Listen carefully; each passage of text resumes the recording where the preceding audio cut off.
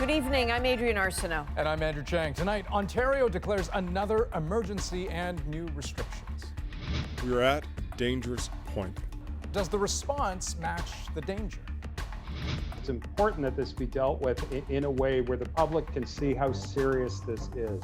How Canada's first case of a COVID variant was a fluke discovery. Why a couple faces charges. We have reached an agreement with Pfizer. In a bleak COVID winter, news that millions more vaccine doses are due this spring. And Donald Trump rallies and rails. The impeachment hoax is a continuation of the greatest and most vicious witch hunt. Is he about to be impeached again? This is The National. Like the light from a faraway freight train, COVID's second wave was seen heading Ontario's way months ago. Well, that train has arrived with some force. Yeah, that's right. And new government modeling shows just how destructive it could be. We are at a dangerous point. Those graphs, those are people. They're not just numbers. And if that isn't scary enough, I don't know what is. The sheer number of patients in Ontario hospitals and ICUs is scary enough, but more so the speed at which that number is growing. And according to the data shown today, capacity is at critical. Most of the province's ICUs are at least 85% full. That often means just 1 or 2 beds left. And a quarter of ICUs are completely full, while others somehow push above 120% capacity.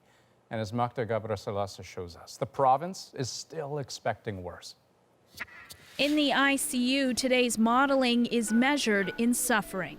People in their 40s and 50s are dying of COVID virus. They're dying of pneumonia, and it's so sad. And the projections are more dire still.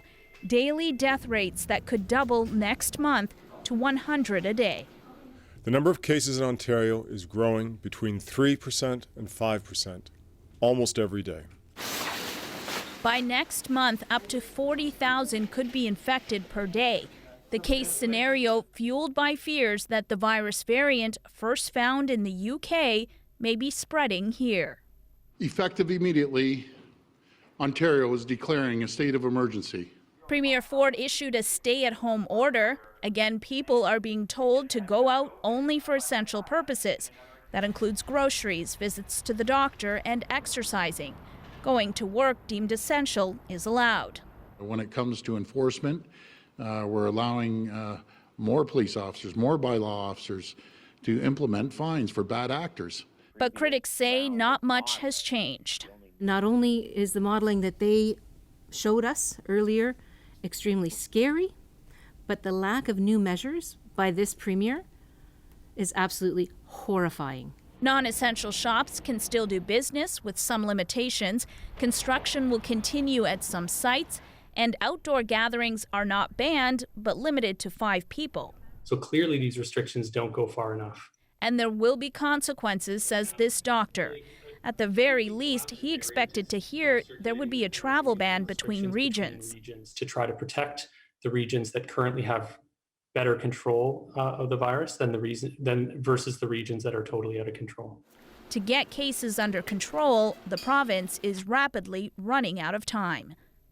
And so, Magda, amid all of this, a lot of kids in Ontario won't be returning to in-class learning anytime soon. Yeah, that's true for kids in the hot spots. So they won't be going back into schools until February 10th, at least February 10th. So we're talking about Toronto, Peel Region, York Region, Hamilton, and Windsor, Essex. And the numbers that we saw today really seem to support that. So when we're looking at COVID test positivity rates, school-aged children are among the highest rates. So, of course, that means this virtual learning will be extended for many of them. And because of that, you're going to have some parents that are going to have to work from home, at least the ones that can. And that, of course, falls in line with the province, with what the province wants right now, which is a lot less people out and about, Andrew. All right, Magda, thanks so much. Now, Ontario is also worried about the variant first identified in the UK and how far it has spread. CBC News has learned that the first 2 people in Canada were diagnosed only because of a fluke. And as Jonathan Gatehouse explains, this has led to some serious consequences for them. Given the early evidence we have on this new variant of the virus, the potential risk it poses. By the time Boris Johnson sounded the warning and Ottawa halted flights from the UK, it was already too late to stop the spread of the new variant to Canada. On Boxing Day, Ontario announced the country's first 2 cases, with a worrisome caveat that the Durham region couple had no known travel history, exposure, or high-risk contacts. It turns out that wasn't true. The province later reported the couple had repeatedly failed to disclose close contact with someone who had recently returned from the UK. Now, CBC News has learned, they are facing charges. We're all facing... Carrie Bowman is a bioethicist at the University of Toronto's medical school. That kind of deception is very, very serious indeed. And that's why it is important that this be dealt with in a way where the public can see how serious this is. Durham Region Public Health won't name the couple or provide details about what tracing they've done in their workplaces, citing privacy laws. But CBC News has determined that these cases were only caught by chance. The lab processing the couple's positive COVID test chose to screen them for the variant at random, and that set authorities digging for an explanation. Apart from Saskatchewan, there's still no routine testing for the variant in Canada. It's typically done only in cases where there's a known connection to the UK. I think it's important for people to understand how important it is to be open about recent travel, even though they think maybe that might get them into some trouble. New modelling released today by the Ontario government predicts the variant could become the dominant strain in the province by March, causing case rates to double every 10 days instead of the current 40. So far, there are fewer than 24 confirmed variant cases in Canada, most of them in Ontario, though with only about 5% of positive COVID results currently being tested for the variant, the real number may be much higher. Jonathan Gatehouse, CBC News, Toronto. Now, in Ontario, as in most of the country, the pandemic's taking a horrible toll on healthcare workers. An April public health survey showed that even then, almost half of respondents across Canada said they needed psychological support. So, Lauren Pelly takes a look at what some of the newest data shows. We fear for our own safety. Whitby, Ontario resident Lamo Dolkar worked as a frontline nurse during the early months of the pandemic. She says it's always been a stressful job, but even more so now with the constant threat of COVID-19. I personally, when I came home, I would be in the garage, stripping down, putting alcohol on myself, then going up and, having a shower before I could even hug my kids. Canadian research published today suggests there were high rates of stress and burnout among healthcare workers even before the pandemic. Roughly 65% of physicians who responded to a hospital survey in 2018 and 2019 reported recent burnout. So did roughly 73% of allied health professionals like therapists, pharmacists, and social workers. Nurses had the highest reported rate at nearly 78%. The levels of burnout were very high in my view. This Toronto physician says his findings are from one facility but reflect a broader trend in healthcare. If it was that bad before, what's it going to be now? The research team hopes to remeasure burnout rates mid-pandemic, given the ongoing strain on Canada's healthcare system. Personal support workers, paramedics, and physicians are all among those now coming forward about worsening stress. We really need to remember that physicians are people, which means that we've all been struggling with the same issues that the general public has been. But for healthcare providers, that can also impact patient care. If a nurse or a physician is burned out, it's much more likely that the patient they're taking care of is going to have some sort of adverse event. It's just a vicious cycle that's ongoing, that's affecting patient safety, that's affecting our safety. Dolkar says more supports are needed for healthcare workers since the stress of this pandemic isn't over yet. Lauren Pelly, CBC News, Whitby, Ontario. Now, pandemic stress for some essential workers is also financial stress, especially those who cannot take a day off to get a COVID test. As Jacqueline Hansen tells us, this reality has sparked renewed calls for paid sick days in Ontario. Rashev Brown has worked at a grocery store in Toronto for more than 10 years, yet he worries staying home sick would cost him. I won't be able to pay my rent, might end up on the street because I might burn through my savings, eventually. So yeah, so it's very real for me. He wants paid sick leave in case he needs to get tested for COVID-19. Just having that reassurance that I'm going to get paid is like I'm not putting myself and other people in public at risk, right? I'm not putting my coworkers at risk. But from retail to industrial work, many blue-collar employees don't have that option. Most provinces in Canada, including Ontario, do not provide for paid sick days. Some local politicians and health officials are calling for that to change. I hear complaints every single day from constituents who are saying that this is something they need. This is a support that will make a difference in the spread of COVID-19. Very simply. In September, the federal government introduced the Canada Recovery Sickness Benefit, $500 a week if a person can't work for at least half of their scheduled hours. But while cases of COVID have kept rising since then, approved applications for the sickness benefit have fallen from more than 60,000 a week in September to just 17,000 in December. The sick leave benefit is very cumbersome, and workers, they have to apply for it. They have to know how to apply for it, have the ability to apply for it. They also have to wait. Toronto's mayor wants both the federal and provincial governments to step up and do more. I'm almost to the hair lighting on fire time with this, where the fact there has been no response from anybody about this. But today, Premier Ford wouldn't budge, We aren't going to duplicate areas of support. leaving workers like Brown to choose between taking precautions and getting paid. Jacqueline Hansen, CBC News, Toronto. Now, Alberta has set another pandemic record after the province reported 38 more COVID-related deaths today. If we do not have an approach that involves all of our community members working together to prevent spread, we risk having more deaths and increasing that burden on our healthcare system. Alberta has seen a slow decline in active COVID-19 cases, but hospitalization numbers are higher now than they were a month ago. The province has lost more than 1,300 people. This is no time for us as adults to, be making decisions that, quite frankly, are irresponsible. We all need to do our part for a little while longer to see our way, through this pandemic. Saskatchewan's premier calling for resolve as the province extends public health orders until at least January 29th. Officials say the number of cases and hospitalizations remains too high, with an active case rate higher than every other province except Alberta. There's some new hope on the vaccine front today. Canada has reached an agreement to buy millions of new doses. This is part of a strategy to ensure that every Canadian could be vaccinated by September or possibly sooner. As David Cochrane explains, for provinces in the grip of the second wave, the vaccines cannot come fast enough. As the COVID situation darkens, the vaccine story gets a little brighter. We have reached an agreement with Pfizer to buy an additional 20 million doses of their COVID-19 vaccine. It means delivery should ramp up dramatically in April. Combined with existing doses and other vaccines expected to be approved, the goal is to vaccinate 20 million people by June, everyone by September. Obviously, if we can do it even quicker than that, that would be great news. Right now, Canada has given at least one dose to around 400,000 people. That's about 1% of the population. It's a rate that ranks about 10th in the world. We need to get through this. We will have mass vaccinations happening in April, May, and June. We need a little bit of a runway.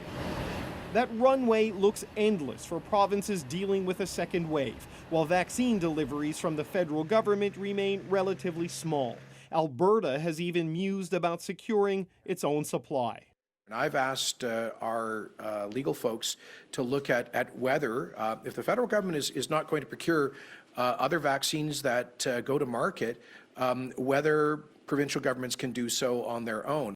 But it's unclear a provincial government could have more success than a national one in trying to bulk buy the most coveted drugs on Earth. When you look at the population of Canada, which is about 37 million, that is relative to the rest of the world not a large population, and so we really need to band together. To meet any of these targets, deliveries will have to scale up dramatically, and so will actual vaccinations. To hit that target of 20 million by June, the country will need to be vaccinating more than 180,000 people every day through the spring. David Cochrane, CBC News, Ottawa. The Prime Minister announced a small cabinet shuffle today, confirming details that we told you about last night. And Justin Trudeau denied it was done to prepare for an election. From the very beginning of any minority parliament, every political party understands that elections can happen. But as I've been consistently saying, we don't want an election. When pressed by CBC News, though, Trudeau wouldn't rule out there being a snap federal campaign in the fall before all Canadians are vaccinated against COVID-19. Today's shuffle was triggered by the departure of Navdeep Bains from cabinet after he told the Prime Minister he won't be running for re-election. The Canada-U.S. land border will remain closed to non-essential travel until at least February 21st. The government calls it a key defense against COVID-19 for people in both countries. The restrictions began last March and have consistently been renewed month by month. And anyone flying to the U.S. will soon need to show proof of a negative COVID-19 test. A new order expands on a similar one announced last month for passengers coming from the U.K. New measures will go into effect on January 26th. So let's turn to U.S. politics and the eve of Donald Trump's last week as president. Well, tonight, a defiant Trump lashed out even as he faces a historic second impeachment vote and even as the momentum against him is building. Susan Ormiston has the details. No regrets. Trump's take on his incendiary words last Wednesday. They've analyzed my speech and my words and my final paragraph, my final sentence, and everybody to the T thought it was totally appropriate. A parallel universe as Congress rushes toward another impeachment vote tomorrow, which will likely pass, accusing Trump of inciting an insurrection. I think it's causing tremendous danger to our country, and it's causing tremendous anger. Of his own making, says Chuck Schumer. Blaming others for what he caused is a pathological technique used by the worst of dictators. But in a sign of rising tensions, and where the First Amendment doesn't say. He's interrupted on the street. As long as there's outbreak and unrest in our hearts, there's going to be unrest in these streets. Trump took a last stand today in Alamo, Texas, likely his last presidential trip, still hugely popular with his supporters. Going to the wall, a huge success, he says, which has cost U.S. taxpayers $15 billion. The 25th Amendment. Warning Democrats that trying to force him out will haunt President-elect Joe Biden. The impeachment hoax is a continuation of the greatest and most vicious witch hunt in the history of our country, which is very dangerous for the USA, especially at this very tender time. Republicans argue it could further tear at this country. Let's be clear. Democrats have been wanting to remove President Trump from office since he won the election in 2016. But there are already cracks. High-ranking Republican Liz Cheney says she will vote to impeach. There's never been a greater betrayal by a president of the United States of his office and oath to the Constitution. And the New York Times reports Senate Majority Leader Mitch McConnell believes Trump did commit impeachable offenses, setting the scene for a dramatic day here tomorrow. Okay, Susan, so we know that today the Democrats tried to remove the president even faster with a constitutional amendment, and where'd that go? Well, Vice President Mike Pence tonight wrote to the Speaker of the House and said he would not invoke the 25th Amendment. So that's over, and it's on to the impeachment. Now, the White House is bracing for at least 20 Republicans in the House to vote with the Democrats to impeach Donald Trump, something we couldn't even imagine a week ago.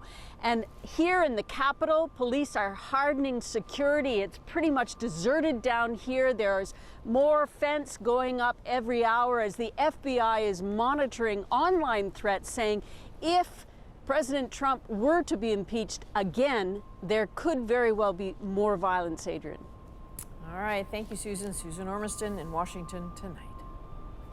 Now, today, the FBI announced it has opened more than 170 case files in its investigation of the Capitol Hill attack, with dozens of charges already laid. And D.C.'s acting attorney warns more will follow. We're looking at significant felony cases tied to sedition and conspiracy. Among those charged today is the fiercely pro-Trump son of a Brooklyn Supreme Court judge wearing an elaborate fur costume during the rampage. Aaron Mostovsky was charged with theft of government property, unlawful entry, knowingly impeding government business and disorderly conduct. Vancouver police are asking for help finding a man who set fire to a homeless woman's blanket while she slept on a downtown sidewalk last month. They've released some pretty shocking surveillance footage of the incident. At the top of your screen, you can see the suspect lighting the blanket. The flames smolder before erupting moments later, setting fire to her belongings and burning her jacket. Now, the victim managed to quickly wake up. She was not physically hurt. And remember the violence at a fish plant in southwest Nova Scotia last fall? Well, today, 23 people were charged, all with breaking and entering, some with mischief. The incidents happened during weeks of unrest over the launch of an Indigenous moderate livelihood lobster fishery. A fire at the same plant is still under investigation. Well, in Ireland, a shameful past. An inquiry reveals 9,000 children died in homes for unwed mothers. Babies crying. Why? Because they were uncomfortable, they were neglected, starved and cold. Next on The National, the horrific treatment of unwed mothers and their infant children. As Ontario's long-term care homes struggle with another wave of COVID outbreaks, one woman takes matters into her own hands. I love you. What would happen if she was alone? It frightens me. And as airlines grapple to stay afloat, a new opportunity emerges. I never expected this. I never thought this could happen. We're back in 2.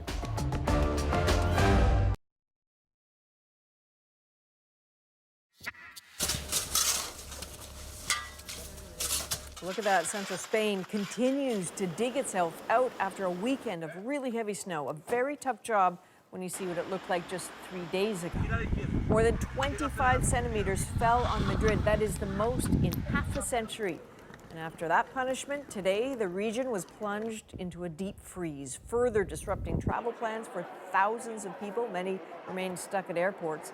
Officials say at least 7 people have died due to the weather. Well, the Catholic Church in Ireland has apologized to survivors of institutions known as mother and baby homes. That's where unmarried women and girls were sent during pregnancy, then forced to give up their babies. As you'll see from Margaret Evans, a new inquiry report has exposed decades of deep pain. A small garden in the town of Tuam, where paper hearts and baby shoes hold vigil over one of Ireland's most shameful secrets, the scale of it surfacing still. It was the site of the Bon Secours mother and baby home, where so many unwed mothers were sent in disgrace.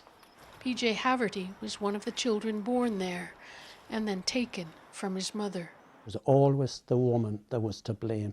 It was always the woman's fault. And that's why I like to give my story out there. And I want this to go into the history books of Ireland. Still, Haverty counts himself as lucky. He eventually met his mother. He also survived. Nearly 800 children from the church-run home didn't. The remains of many, from babies to 3-year-olds, thought to be buried under the ground in a sewage tank. The report released today says 9,000 babies died in 18 religious institutions over several decades. The regime described in the report wasn't imposed on us by any foreign power. We did this to ourselves as a society. We treated women exceptionally badly. Campaigners have been calling for an inquiry and justice for the victims for several years now. Not everyone believes this report is enough. Catherine Corliss, credited with discovering the mass grave in Tuam, is disappointed with it. The burials and disappearance of babies, that wasn't approached on at all. And those issues are of utmost importance to survivors. PJ Haverty agrees with her. There was nothing there today that would say, God, that's fantastic, now my mother is being recognised, or they're apologising to my mother. And they didn't do that today. The past is still a long way from being put to rest. Margaret Evans, CBC News, London. Next, a woman moves into her mother's retirement home and then fights for her survival. It's been 2 weeks today that my mom got diagnosed with COVID, and I decided to get her through it. The stress of keeping the most vulnerable alive. And as parts of Canada grapple with a surge in ICU admissions, we speak with a doctor about the breaking point.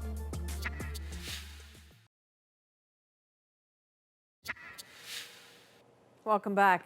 The disaster unfolding in Ontario has a familiar ring, not just in its scale, but also in where it is hitting the hardest. Mortality in our long-term care homes is now on a pace to exceed the tragedy of the first wave. Indeed, new modeling data shows more than 1,400 long-term care residents, another 1,200 plus staff are now considered active COVID cases, numbers that have surged in recent weeks. What was already a problem across the province in the summer has this month become a storm of sickness and increasingly death. So you are about to get a look at an outbreak through the eyes of a woman who went into that storm to save her mom. David Common shows us how loved ones can be a bulwark against disaster in long-term care if they are allowed to be.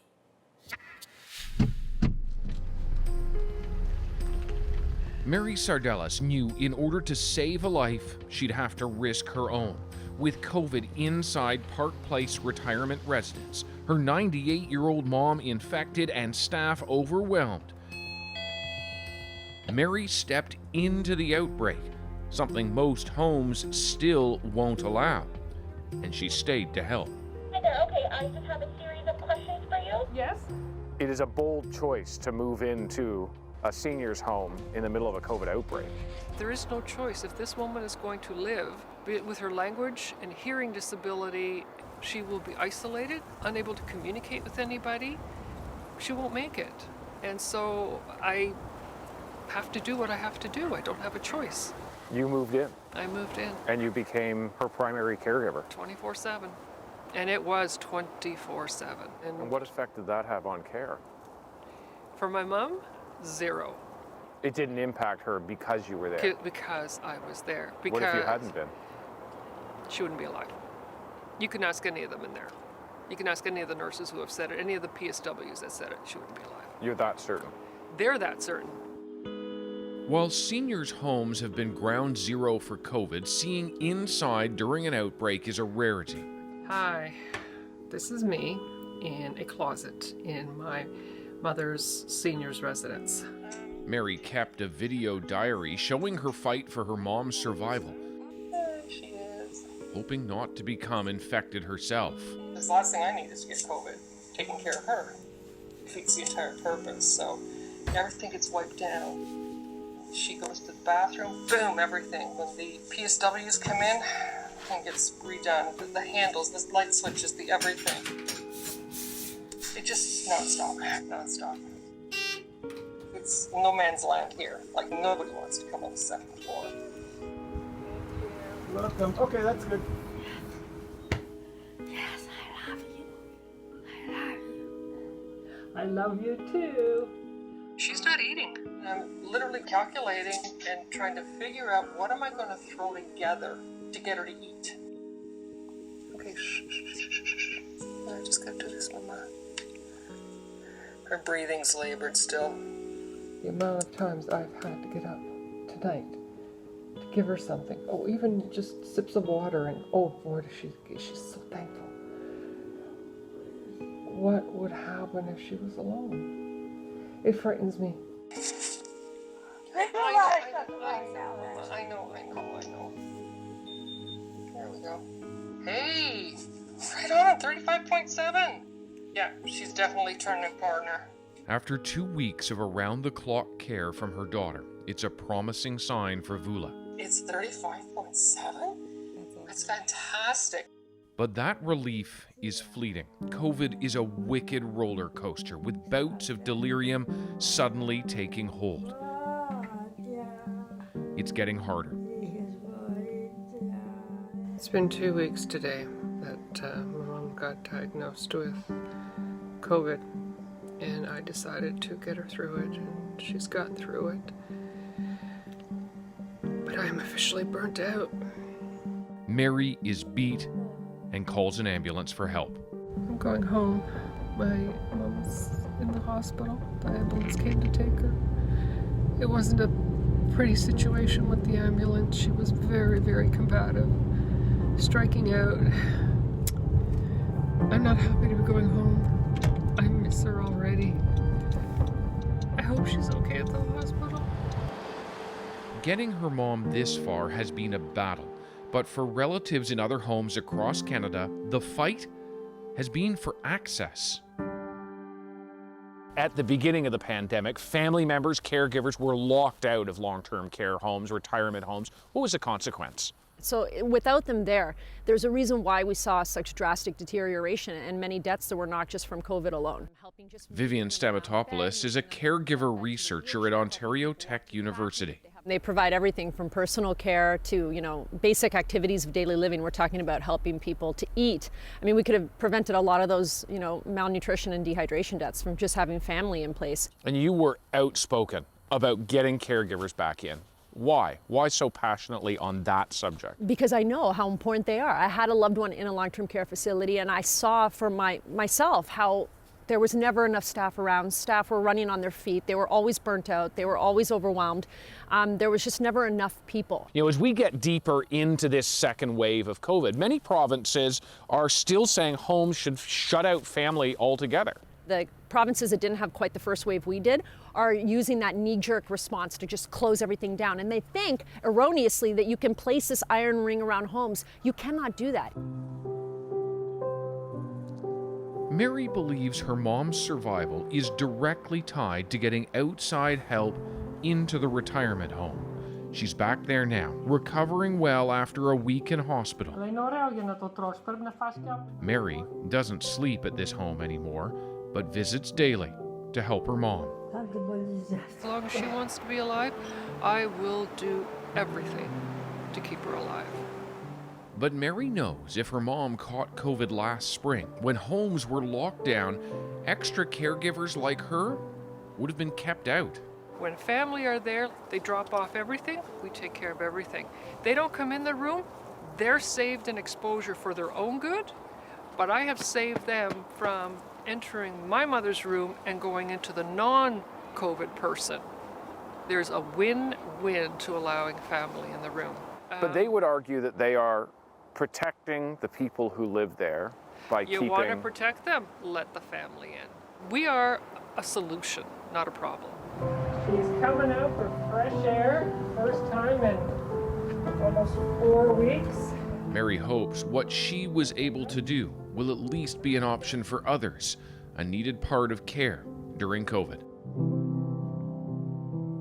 So, David, like a lot of provinces, Ontario, we know this, prioritize long-term care staff and residents for the vaccine. But is this rollout happening fast enough to make an impact, at least for them?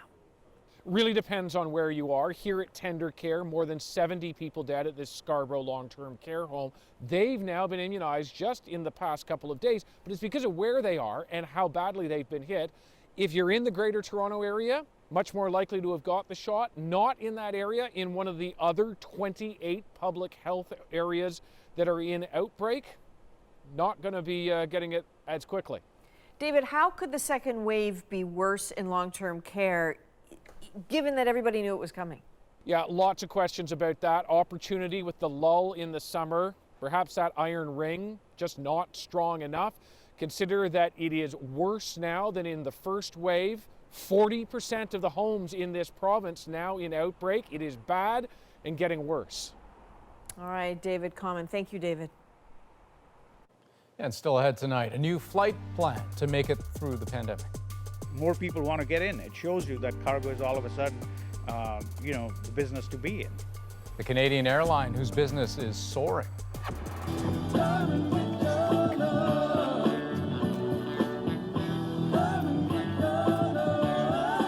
Looks like fun moments of joy and laughter at a COVID checkpoint. The inspiration a little later.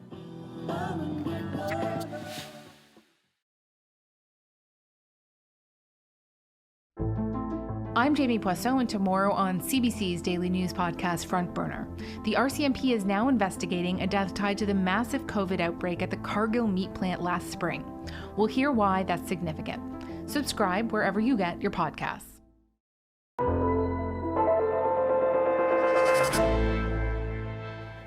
Welcome back. We've devoted a fair bit of our program tonight to the explosion of cases in Ontario, with word of another state of emergency going into effect this Thursday. But we also wanted to look westward to Alberta, where daily case counts have actually been trending down, but where the overall number of people in hospital has still been trending up. So let's turn to Dr. Lenora Saxinger, an infectious diseases specialist at the University of Alberta in Edmonton. And Dr. Saxinger, I make that point about hospitals because Ontario's breaking point has everything to do with ICU capacity. How close to that breaking point would you say Alberta is? Well, I think we've been walking that line for a period of time now. Our cases started to go up in mid-December and have just turned around and started to come back down fairly slowly. But there's a big lag time between cases in the community and cases coming into hospital, and people are often hospitalized for 1, 2, 3, 4 weeks at a time. So it takes a long time to see the effects of improvements in a hospital setting.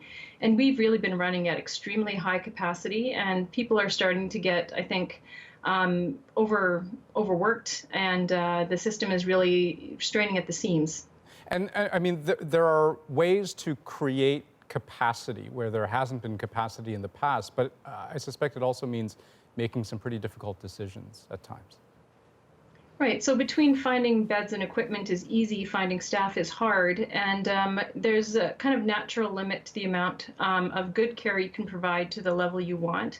And there's also a process whereby people who might have been given a chance to see if they can benefit from critical care might be less likely to get that chance because there just isn't room at the inn anymore. And that's something that's very, very difficult for the people who are providing care to make decisions about. So then, I mean, it leaves me wondering whether other provinces, such as Alberta, would consider the kinds of emergency measures that we're seeing here in Ontario. And I don't know whether you think that would be effective. Well, because our numbers are starting to drop and the rate of increase in hospitals is dropping, I think it would be hard to argue for a change in course right now. But we've been running, well above a threshold that we've previously set in terms of active cases for additional measures. And I think if things start turn in the wrong direction, that would really have to be considered. I mean, above 100 cases per 100,000, you start to see health system strain. When you're up around 400 or 500 cases per 100,000, it's really easy to see that you cannot provide the kind of health care you want for the population anymore. Right. Dr. Saxinger, thank you so much for your time. I really appreciate it. Thanks.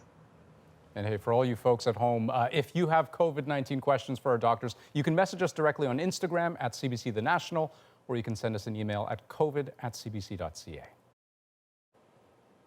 And at this point, more than 17,000 Canadians have died from COVID-19. We have been sharing their stories told through loved ones. Well, tonight, a daughter remembers her dad and his last dance.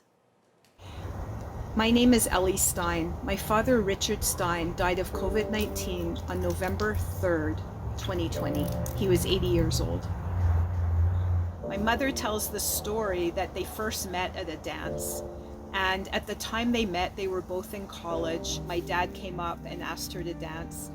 And to hear my mom tell the story, she says it was love at first sight.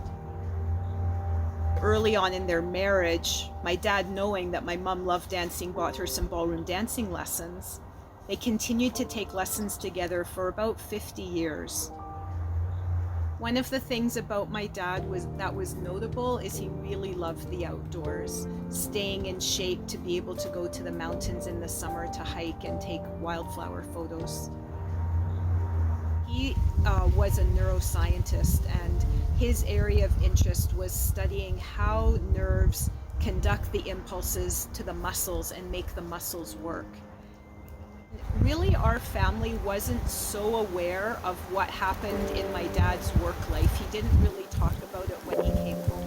But since he's been ill in the last couple of years, we've been getting all of these emails and letters that are just, so heartfelt from neuroscientists around the world, thanking him for basically helping them in their career get to where they are today. He treated everybody with respect. He was so generous right to the end. After my dad had been in hospital and then in long-term care, he had really declined in his ability to walk. And he set himself a last challenge. Not only did he want to walk again, but he also wanted to dance. When he made that decision, a bunch of people came forward, former students and colleagues who had the expertise to help. And in March 2019, my parents put on an exhibition at the Edmonton General Continuing Care Centre of ballroom dancing to 3 songs that were really meaningful to them. He was very loving, and I'm gonna miss him a lot. What a love story. Richard Stein was just one of so many in Canada now lost to COVID-19. We have been sharing their stories through our interactive website. You can check it out at cbc.ca/remembered.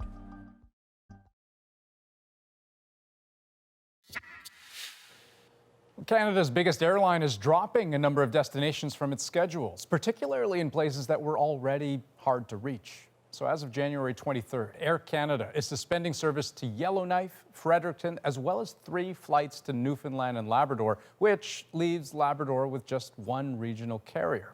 And Cape Breton Island now has no domestic passenger service at all, in or out. The last flight to Toronto took off yesterday morning. So while the pandemic continues to stifle passenger service in Canada, there is one airline that's seeing its business soar. And as Ashley Burke explains, now other companies are trying to move in to fly cargo. 10 months into the pandemic, airports are empty, but planes at Cargojet have never been more full. It's very busy. It's during the day, it's all night. Planes come in, planes go out. They're maximized. Bellies are full, top deck's full. So busy, Cargojet hired another 400 people to keep up, and the industry has noticed the increased demand. Now Air Canada is expanding its cargo capabilities too. More people want to get in. It shows you that cargo is all of a sudden, the business to be in. So I think I never expected this. I never thought this could happen. AJ Vermani is a self-made entrepreneur who came to Canada from India in the 70s. Over the past 2 decades, his business has grown to be worth billions of dollars and is now the dominant cargo airline with hundreds of flights a week. Cargo was never, a great business to be in. It was kind of the basement, bottom. It goes in the bellies of the aircraft, so it was always looked down upon. But I think it's opened a lot of eyes now. Early in the pandemic, the carrier flew hundreds of flights overseas to pick up critical PPE for the Canadian government and used celebrity ambassadors to motivate staff. On this pandemic, you guys are still operating at a 99.9%. That's unbelievable. Well, it's been a banner year. Analysts say other airlines are encroaching on the market, but Cargojet still has the stronghold. Air Canada will pick up a sort of larger share of the incremental growth in the market. It'll still leave Cargojet with a solid share of the market and good revenues. Since March, Air Canada has removed seats from a number of its passenger planes to offer cargo-only flights for the first time, a business bringing in much-needed revenue that it plans to keep growing. Ashley Burke, CBC News, Ottawa. Coming up on The National, a dance challenge goes viral. The story behind this and the joy it's bringing people in the midst of some pretty dark days. That's next in our moment.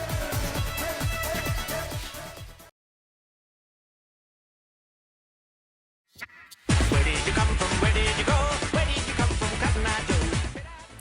Well, you are looking at a security worker at Montreal Lake Cree Nation taking part in what's known as the Checkpoint Challenge.